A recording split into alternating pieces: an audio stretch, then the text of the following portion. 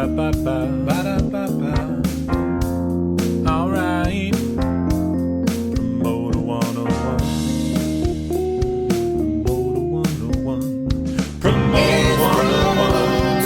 Promoter 101. And Promoter 101. Promoter 101. Promoter 101. Promoter 101. Promoter 101.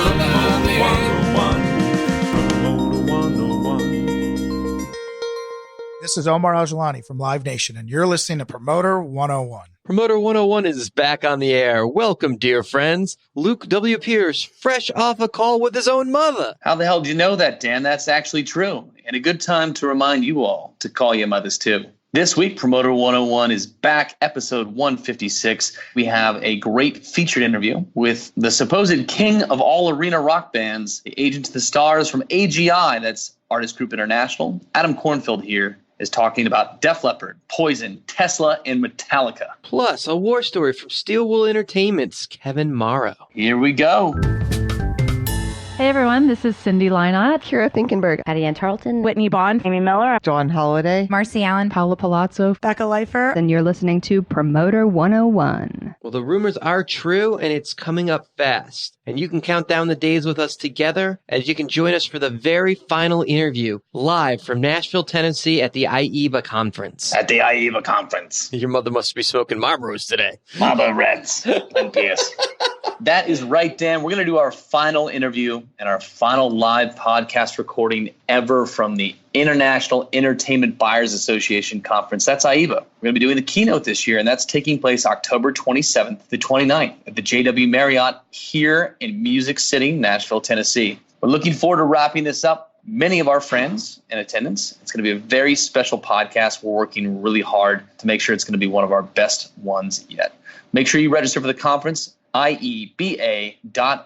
Check it out. Now, October 27th to 29th, I don't think the keynote's going to run that entire time. I mean, we've done some long fucking podcasts, but that'd be ridiculous, Luke. Dan, I could talk for a very long time. Do you not know that? I think many of our listeners have emailed that they've driven thousands upon thousands of miles to our voices. So, yeah, it happens. It does. And they'll do it one more time this October, so check us out. Come hang with us in Music City. Celebrate the end of this great run that we're having. Speaking of that, here's something else. Not the best transition ever, but what the hell? If you got something you want to share with us, fuck it. Then simply email us at steiny@promoter101.net. We are happy to respond to you, pretty much when we get the email, I guess. I suppose, Dan. And if you don't like emailing, if you don't like being old school, and you want to be new wave on the social media like the kids, Dan, come follow us. Join the conversation on Twitter. I'm at W. Luke Pierce. Dan's the Jew, and the show's Promoter 101. I like how we say Twitter is the first thing in social media, Dan, as if that's where all the kids truly are. I like that you think you're a kid still. It's true. Everybody in their own mind is still like 17 years old. That's the truth. When I get carded at bars, I'm still like, ooh, I hope I get in. Like it's a fake ID or something. Ooh. It's just like, oof. Ooh. It's harder when you go to the club and they're just like, I don't need yours. You're like, wow, did that hurt? Anyway, we're also on Instagram. You can find the show at Steiny Promoter 101. Luke is W. Luke Pierce, and I am Dan Presents. Facebook, same thing. We're Promoter 101. Check us out. On Tumblr at Promoter 101 as well, for you fans of the Tumblr. And hey, if you were just old-fashioned, you just like checking out the World Wide Web, we are Promoter101.com. Plus, now, Dan, the kids can find us on LinkedIn. Check us out. The kids. The kids. Do it for the kids. Do it for the kids. Do it for your professional development and update your LinkedIn profile. I'm Matt Sorensen from Beatbox Entertainment in Copenhagen, Denmark. I'm on Promoter 101. Let's celebrate some birthdays for the week of June 4th to June 10th, 2019 in the year of our Lord. Tuesday, June 4th, we're wishing a happy birthday to Nikki Solga. Wednesday, 6/5. Bob Packy, the king of SMG, Lincoln's own Thomas Lorenzo, Canada's own Ian Lowe, and Andrew Goodfriend of the world of I Book All the Cool Rock Bands. Thursday the 6th, wishing a happy birthday to Brody Becker, Tom Alexander, Derek Dolan. Friday, 6/7, Stuart Ross, a gentleman and a scholar, and just a hell of a good guy. And Mark Hyman, who's also not a bad mensch at all. On Saturday the 8th, we're wishing a happy birthday to Madison Entertainment's Roger LeBlanc, Julia Frank, and Rick Shipp. That'd be a fun dinner. Julia Frank, Roger LeBlanc, and Rick Shipp. That'd be some entertaining shit going on. It would be an interesting conversation. That's for sure, Dan. Sunday, 6/9, Chris Zacher from the Levitt Pavilion, Colorado style. John Sanders from Dan Smalls Presents, and G. Scott Walden. On Monday, the 10th, we're wishing a happy birthday to Nick Adler, Drew Jamison, Mike Dowdy, Rich Egan, and Blaze James. Stand up and let the man go free. Mike Doty. Nice. Wishing you all a wonderful and happy birthday. And to all the people that didn't have a birthday this week, happy unbirthday to you, motherfuckers. That's right. Fuck you if you didn't have a birthday. That's not exactly where I was going with that. That's what Dan was saying. I'm just making sure everybody knows it. It's great. The classic hits being interpreted by W. Luke Pierce. Verbatim. The W is what you can go do with yourself, motherfucker. This is Lee Goforth from CAA, and you're on Promoter 101. Promoter 101 Flashbacks. Episode 1. Tom Ross.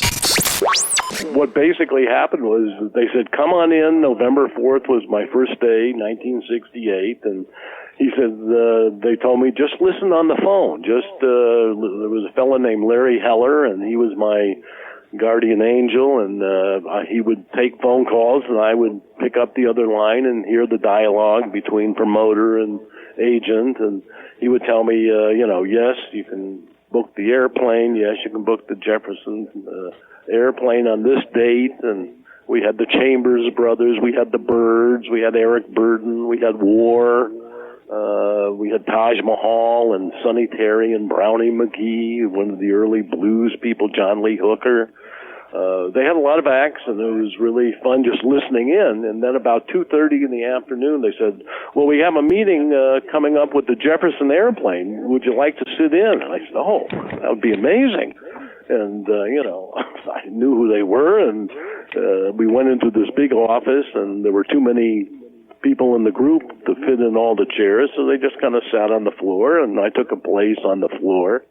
And I would say within 30 seconds of the door being shut, Paul Kantner lit up a joint and started passing it around the room, and I saw this thing in slow motion going across the room, and I'm saying, it's coming to me. What am I going to do if I partake in the fun? I'm going to be fired by the agency, and if I don't partake, they're going to think I'm a narc.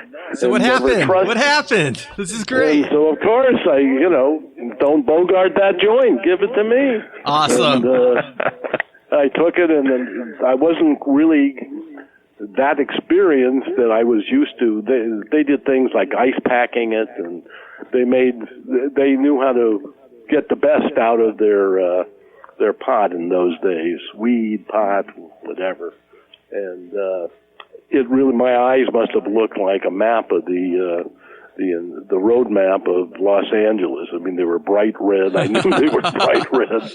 It was powerful stuff for that time. And anyhow, we were talking about dates and cities and chats and what they wanted to do, and we were getting along famously. And then I would say halfway through the meeting, all of a sudden the door opens, and one of the other agents from another department said, Tom, can we see you out here? And I'm going, oh my gosh, why are they singling me out? I'm busted. They're going to throw me out. And what they wanted was for me to deliver some script to a producer up in Bel Air. And they said, get this, the guy's waiting for his airplane. He's going to fly to London. You got to deliver this script. And I just was looking at the ground. I didn't want them to see my multicolored eyes. So, I took the script. I ran out. I got to my car, and I said, what did they say? Where am I supposed to go? And I drove around Bel Air for about 2 hours, and I drove around and around, and I couldn't find the place. And I would say I finally got him the script, but he missed his plane. He was waiting at the gate screaming at me, you idiot, I missed my plane, I needed this. And so I sorrowfully went home and called Larry Heller and said, Larry, I guess I blew it. I guess I shouldn't come back into the office tomorrow. He said, what do you mean you blew it? I said, well, I didn't deliver the script on time. And he said, forget the script. He said, the Jefferson airplane loves you. They want you to be their agent. Well done. And that was awesome. My first day in showbiz. I said, I love showbiz. And I was covering a date within 4 days down in Anaheim, and I think it was for the Chambers Brothers, and I flew up to San Francisco, and the airplane was playing Fillmore West, and somebody in the office had filled out the contracts and put down one show. And so I called Bill Graham. We were at the KFRC radio station in San Francisco, the one up on the hill. And I called Mr. Graham. I thought it was Billy Graham, the evangelist. I didn't know. Mr. Graham, this is Tom Ross calling, and I'm here with the airplane, and what time would you like us there for our set? And all of a sudden, this barrage of language and screaming saying, it's a tradition, it's 2 sets, it's always 2 sets, what do you mean 1 set? And I said, excuse me, sir, I don't want to be rude, but you signed a contract that says 1 set. That's all you're getting. And Bill and I started off on a not good note, and he was screaming, and I was thinking that I was doing the right thing. And I said, well, you're getting 1 set. You can get, tell me now whether you want us there at 8 or you want us there at 10. And the next minute, this barrage of language, and the band's right there. And I'm saying, oh, everything's great. Everything's great. A little embarrassed, and I called. Did you play 2 sets that night? I called the office, and they told me, oh, no, we made a mistake. It's always 2 shows. So I ate crow my first weekend representing the band, but they laughed because they knew Bill, and they knew how he likes to intimidate people, especially agents. And we had a very battling relationship for most of his life. I think the last year and a half we kind of figured out we were kind of alike, and we had some good times, but we got into lawsuits because anything that was anywhere near San Francisco, that was his turf. And I would book Stanford, I'd book Sacramento, and as a matter of fact, I sold Randy Phillips, who used to be at AEG. Randy Phillips was at Stanford. I sold him a date. I think it was Loggins to Messina, and it caused a whole big lawsuit, and eventually Stanford won, and they said, you don't own us, and we're playing the date.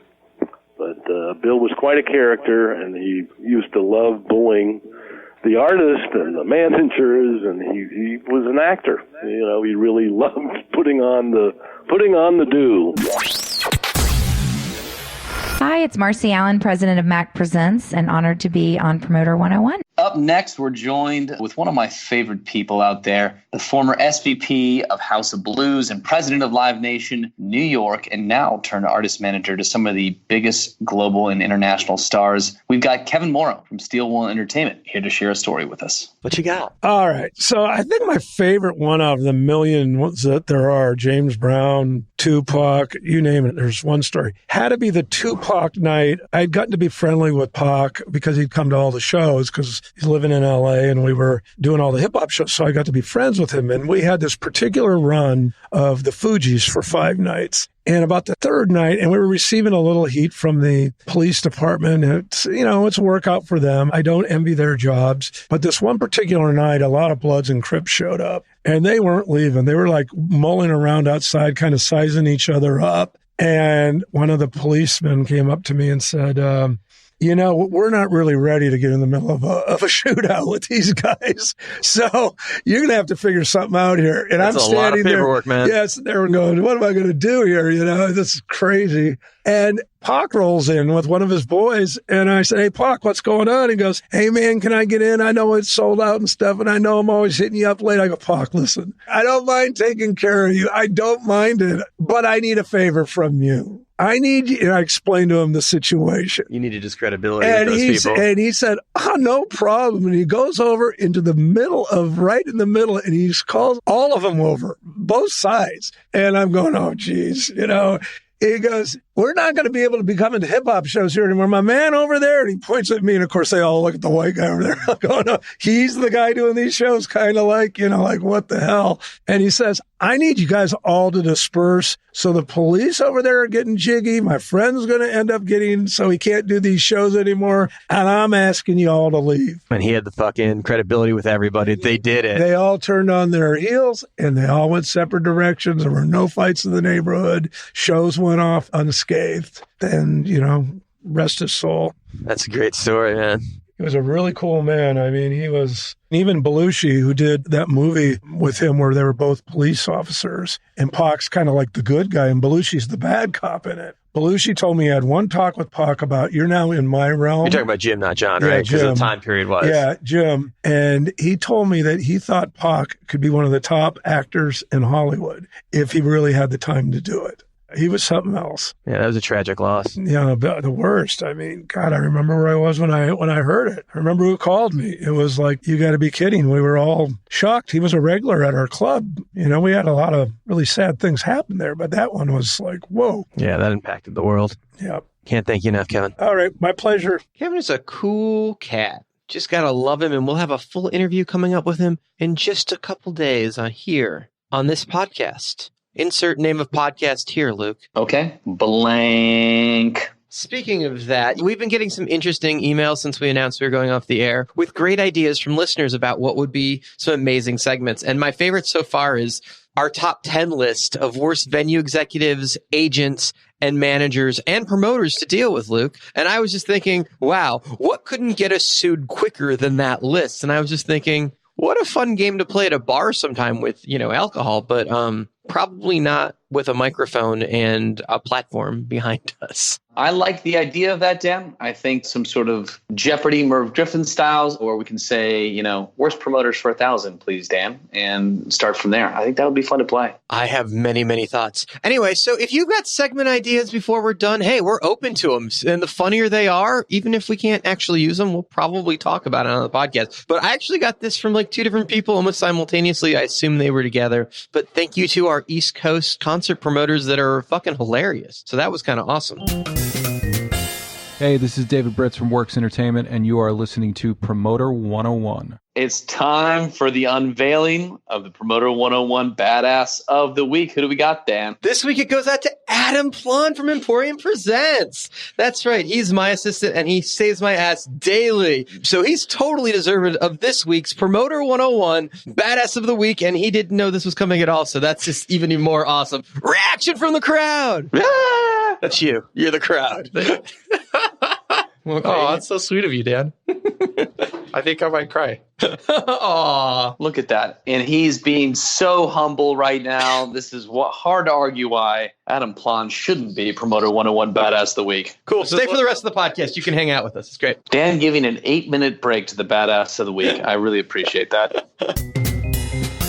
Hi, this is Bruce Solar from APA. I'm about to tell you some very, very secret stuff on Promoter 101. In our featured interview, we're going to sit down with the agent to some of the biggest names in arena rock. We're talking Def Leppard, Poison, Tesla, Metallica. Joining us on the podcast for a feature sit-down interview from Artist Group International. Please welcome to the podcast, Adam Kornfeld. How you doing, man? I'm great. It's nice to be here. So we're in your beautiful offices in New York, and for an independent agency, you guys aren't that small and independent anymore. You guys have developed into something pretty massive. We have grown. Dennis and I have been working together for 35 years. Dennis Arfa.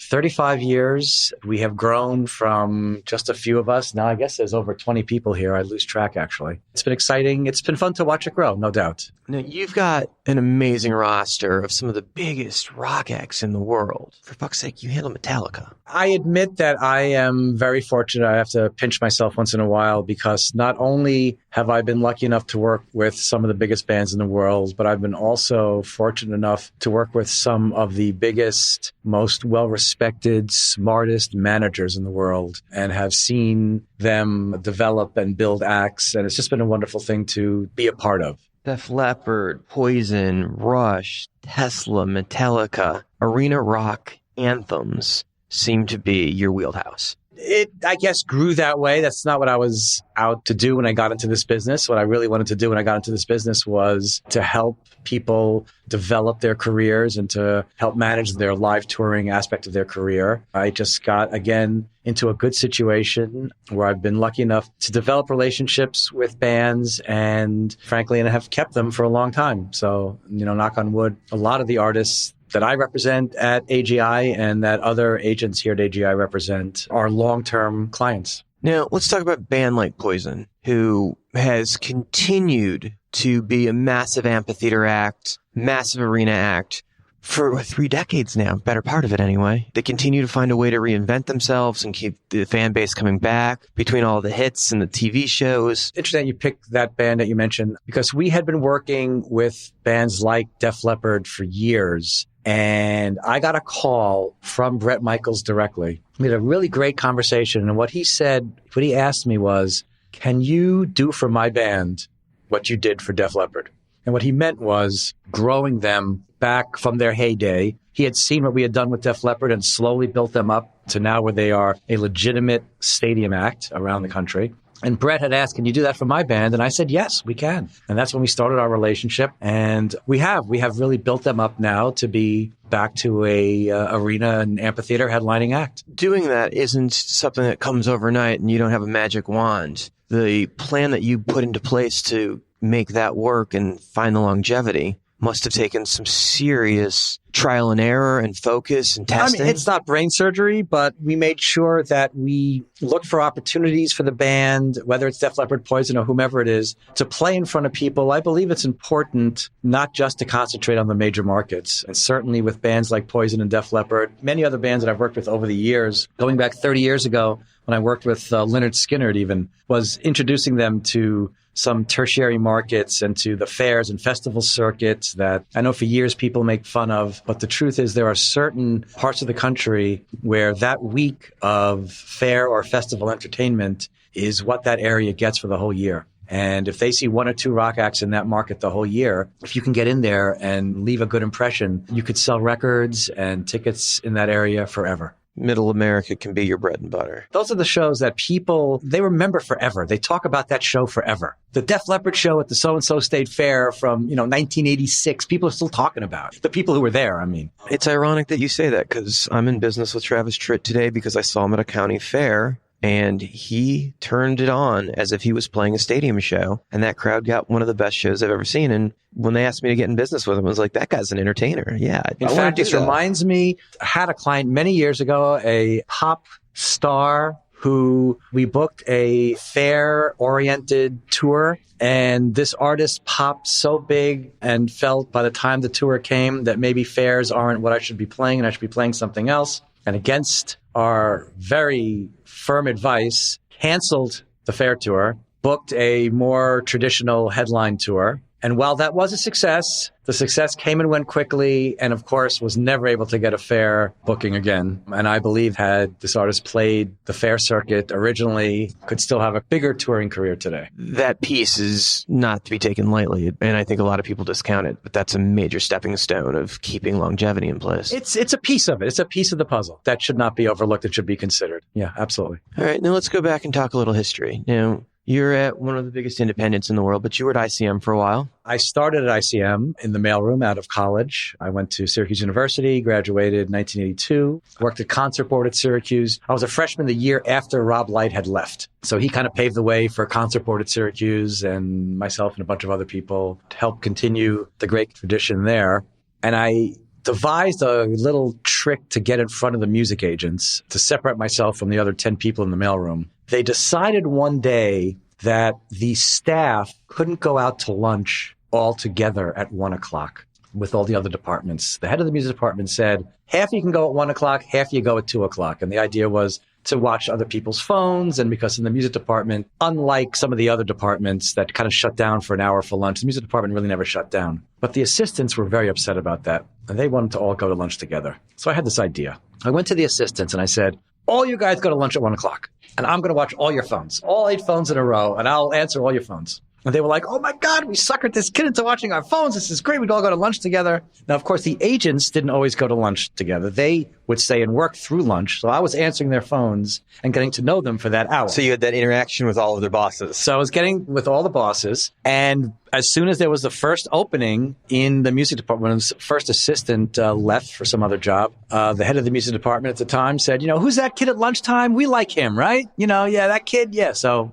Adam got the job. This is genius. And I started working for Jeff Kramer, who now books Paul Simon and Bob Dylan and many others. He was a club agent at ICM at the time and moved my way up through a couple other agents. And then I heard about a job at William Morris working for the head of the music department, which was Dennis Arfa. So that was a step up. So I left ICM, went to William Morris, was with Dennis for about a year and a half, I think, got promoted to agent, but shortly thereafter went to start QBQ, and I crossed the street with him, and that was in 1986.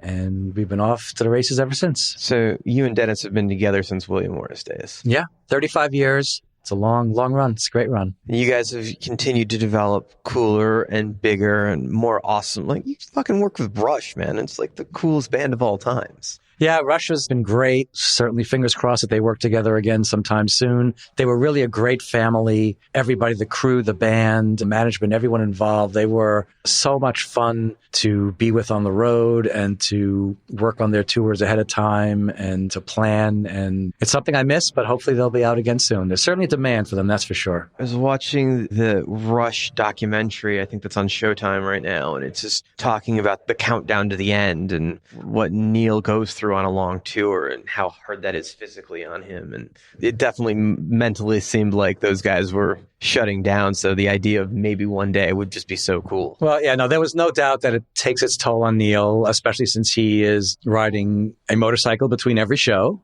That's part of the gig. Yeah, that was an interesting thing I learned from the documentary, that he rides every day. And like that's the true joy for him. And that had to be considered in the routing. And always that was part of the deal. So many artists have so many important little quirks, whether it's how many days off or how many miles they'll travel, days off needed in certain parts of the country for certain reasons like altitude. Going all the way back to 25 years ago, booking Rodney Dangerfield, we would work weekends and he would do 2 shows. Rodney would only fly between cities that had, on airplanes above you, the small air vent. Some of them move and some of them don't.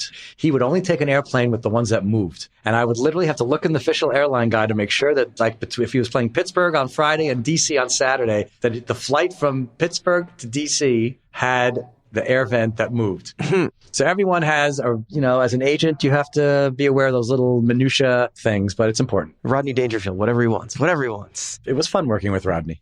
You started in the mailroom. You got your chops there. How long were you an assistant?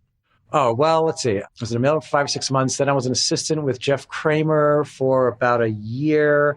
Another agent there for about a little less than a year. Then I found out about Dennis working for the head of a music department at William Morris. And I was, I guess, about a year. I was an assistant at William Morris before they promoted me to be an agent. So you moved up fairly quickly. It didn't seem like it at the time. Sure, but in hindsight. But I guess so, yeah. It was more about booking for me. I mean, I was not a tastemaker. I wasn't out signing 12 young bands, but I was immediately thrust upon, at William Morris, I was working with Dennis and working with the Beach Boys. And at the time, the Beach Boys were a major touring machine, doing multiple nights outdoors, sometimes playing 2 shows a night in different parts of the country and flying. And there was a lot of booking to do and a lot of work. And I gained my chops, a lot of booking chops working with the Beach Boys and other acts like that who really were on the road a lot. All right. So you're over here, you're working with some of these bands and it's starting to pop. But when did you find that arena rock? Because that's kind of your stable of work. You're really big in that world. Those Def Leppard type bands, have become your bread and butter. Well, it really just happened. And when I started working with Def Leppard, they were playing to a third of the people that they're playing now. I mean, they were playing to 3,000-4,000 people, and now they're playing to 10,000-15,000 people, or in stadiums in front of 50,000 people a night. So it's totally different. So what I'm saying is they weren't necessarily all arena rock bands. Poison, when we took them over, they were playing theaters. They were playing smaller venues. Now they're back to playing larger venues. We talk about possibly the coolest band in the world for a minute? Sure. So Metallica has what has got to be one of the more interesting setups. And I think they started this a couple years ago where they use pretty much the whole floor as their stage and they sell all the way around and they carry an amazingly massive production with a ton of points to fly and a shitload of weight. So when you're looking at arenas, you actually have to pay attention to, can it handle the weight? Before we routed this tour, we actually had to reach out to every building and have specific meeting with every single building about could they handle the weight. Like, that's the whole new ball game. It actually took a couple of months to compile all the information, and there were a lot of site visits that had to be made, not by me, of course, by experts that know what they're looking for, before we could route the tour. We couldn't, even getting avails at the beginning was a waste of time because by the time we would get all our information, the avails would have been useless anyway. So there was a whole production aspect before the routing began. And certain large cities, I mean, unfortunately, certain buildings, just for whatever reason, size, weight, this, that, they were knocked off, Well, it's just amazing that the next level, and I think it's a competitive thing with who can make the best show happen, but Metallica's U2 all dealing with can the weight limits handle what we're carrying Muse. Axe taking it to the next level, trying to bring their fans the best value. So as we're seeing ticket prices go up and up and up, and Metallica's actually been very good about trying to keep their ticket price reasonable for their fan as they've gotten bigger. But delivering a show seems to be their biggest issue of making sure that they're giving their fans an amazing show that everybody leaves happy. That's definitely important to them. They have a great production team. The visual is obviously very important. They take a lot of pride in it, and I'm always excited to see their next production. One of the most visual, entertaining shows I've ever been to was their stadium show a couple of years ago. It's Mark Ryder put me in the heart. Right, in the pit. Yeah. Which is totally different. The outdoor show now and the indoor show are totally different, which is very interesting because there are certain people, because the indoor and the outdoor show, for the most part, are not traveling to the same cities. So you have to, as a fan, you have to travel to see both productions. Oh, that's kind of cool. If you wanted to, yeah. Right, and just scale of it, you couldn't put the stadium show inside in 95% of the venues that America has anyway. The Coma Dome's possibly one of the few that could handle it. The stadium show is designed for a stadium and for the optimum effects of a stadium, and the indoor show takes advantage of being in a small indoor environment. When you're booking a stadium tour and you're looking at the production and the scale and the time and the timeline of putting those shows up and routing it, realizing if you've got stages that are piggybacking from one to the other versus we have to be down on this day because they have to be ready for the game, the field has to be in, like the amount of logistics that goes into how long it's going to take to put up a stage, how long it's going to take to pull it down, and when it's going to be ready, it's got to be a huge I always concern. say when people look at an artist's routing, if you don't know the story behind the routing, you could look at it and go, what on earth? Why are they going from here to there? Or, why, what were they thinking? And aside from so many oddball things that you have to take into consideration while booking a tour, certainly stadium avails become one of the hardest to deal with. The windows, a stadium might not be open for an entire month, and then you have 4 or 5 days, and that's it for another month. And to route into that 4 or 5 days is very difficult, but we try and, you figure it out. It's definitely a challenge. The volume of stadium shows has grown quite a bit over the span of time that you've been with Metallica and been in the business, because it used to be maybe 1 or 2 stadium tours a summer. Stadium tours have exploded the past few years, including a lot of AGI artists. Aside from Metallica, Billy Joel's been doing a dozen stadiums a summer, and now Def Leppard doing stadiums around the country. So yeah, we have a lot of stadium acts. There are a lot of stadium tours. It seems that, I don't know if it's a response to the festival business or just people want to be in a shared music experience. Has it streamlined the business of stadium shows, how well they're run and how fast a stage can go up and down and how good the crews are at building those and touring those because of the volume? Yeah, it seems like people have it figured out now.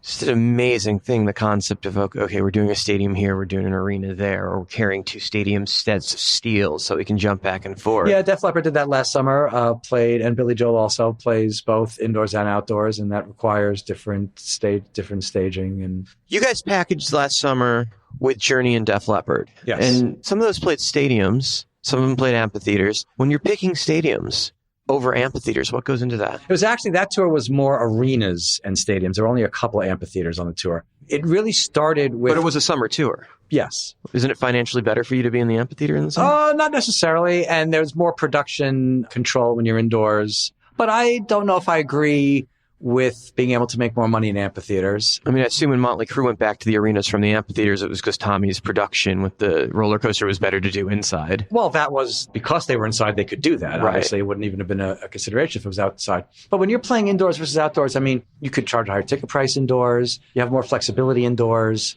So I don't know if I necessarily agree that you make more money outdoors. Okay, so let's go back to the other questions. How to choose a stadium versus how to choose the amphitheater / arena. It started with choosing cities that we felt confident that we could play a stadium, that we could do. So in the case 40, of Denver. 50,000. And Denver was one where, Def Leppard had a great history there, and we felt confident that that was a market that we could play in a stadium. Is your goal when you're doing those stadium tours to figure out where maybe you can split the cost of steel? Are you working with guys like Bob Rue to figure out, Yes. hey, is there an Eagles date that can be on either side? Absolutely. We definitely would try to piggyback shows. You'll find that many of the Def Leppard or Billy Joel stadium shows the last couple of years are in venues that have 2 or 3 shows in a row in the stadium to take advantage of the stage. You could save hundreds of thousands of dollars. And the shows are completely non-competing. Right. Well, that's the goal, right? So maybe it's a country show or something. So maybe Brian O'Connell's bringing in one night. Exactly. Maybe Beyonce's the next. And maybe you guys are in there with Journey Def Leppard on the third night. Yeah. We had Zach Brown, or, there was Jimmy Buffett one night, and there was, there's always someone. So yes. So that's an incredible amount of long game, because you can't literally throw up 2 stadium shows in an hour. You need to be routing those tours together. And you also hope that other tour or tours happens. You could say, we're going to do it with so-and-so, and then that other artist's tour moves for one of a million reasons. Nothing to do with your show, but something came up, and now all of a sudden you're alone that weekend when you thought you weren't going to be.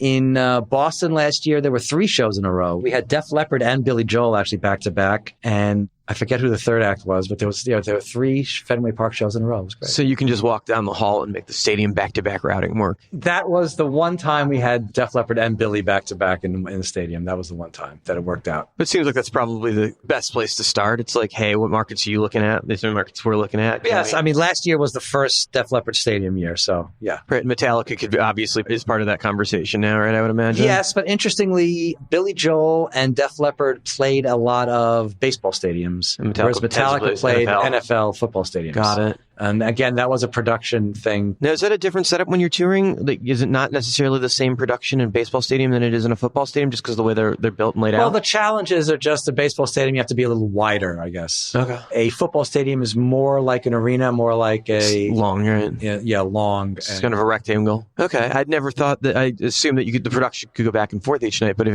you're building, they can. It's just they have to be changed slightly. A little bit flexible. Mm-hmm. Yeah, I'd never thought about that. Okay, that's fascinating. It's one more thing to make a stadium tour that much harder to route.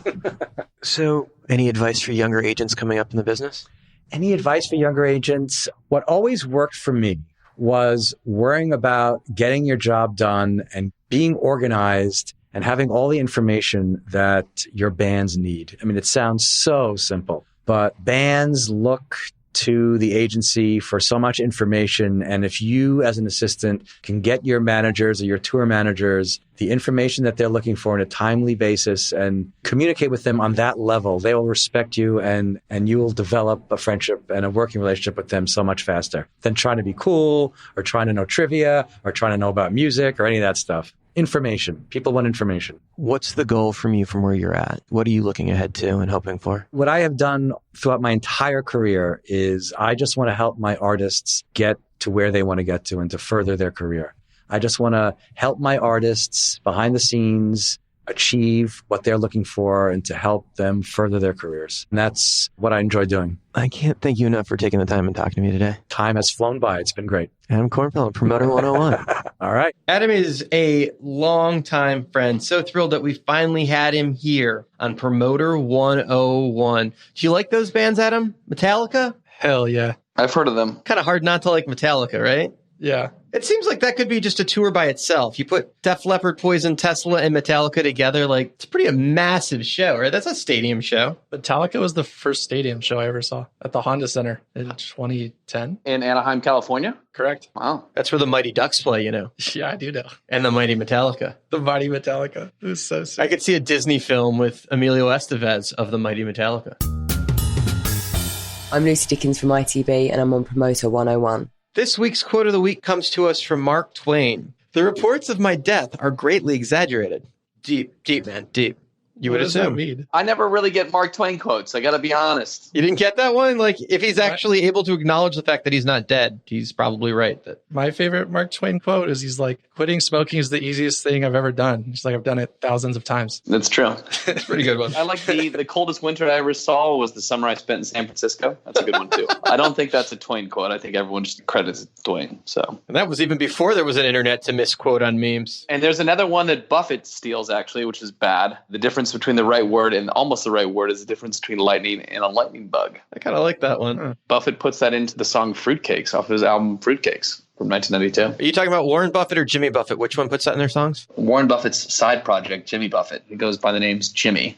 He's got a band called the Coral Reefer Band, and they sometimes play some shows, Dan. You should check them out. I think what's even funnier is that, Jimmy Buffett helped save the donut chain a couple of years ago in the Warren Buffett style. So it kind of bleeds off each other. Krispy Kreme was a Jimmy Buffett side project, which is pretty cool. I didn't know that. That's really good to know. Google it. Whoa.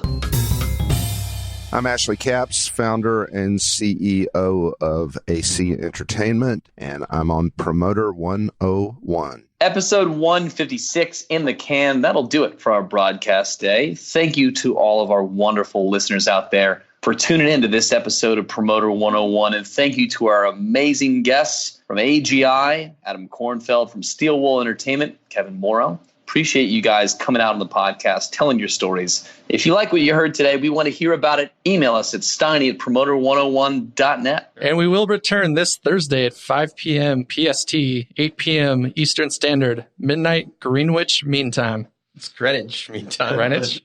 Why is it two E's? Greenwich. Next Thursday, we're going to be back. And if you like Kevin Morrow's war story today, you will love the featured interview from the CEO of Steel Wool Entertainment. He's going to take his time talking about his time as an agent through one of the most powerful concert promoters in the U.S. and now today as a next level manager. It's an incredible story, an incredible guy. You should come back, episode 157 on Thursday, and listen to the full interview when Kevin comes back. What do we got to do to put you in this interview? Let's make a deal. Love it. Until then, we're wishing you sold out shows for the week to come. Adam, give him a call your mother. Come on, you're Jewish. You can do it. Call your mother. Until then, call your mother. That was a pretty good call your mother, I got to be honest. Was that Jewy or not Jewy? Yeah, it wasn't very Jewy, but I was reformed growing up. A little higher up there. Call your mother. Call your mother. There you go. Eat your gefilte fish, Daniel. You got to have the Daniel. Yeah, it's the Bob. The Bob does the, yeah. Some latkes and gefilte fish. Aye, lady. Gefilte fish is so gross. Cheers. We'll talk to you next week, peoples. Hi, I'm Leslie Olenek from Live Nation Touring, and I'm on Promoter 101.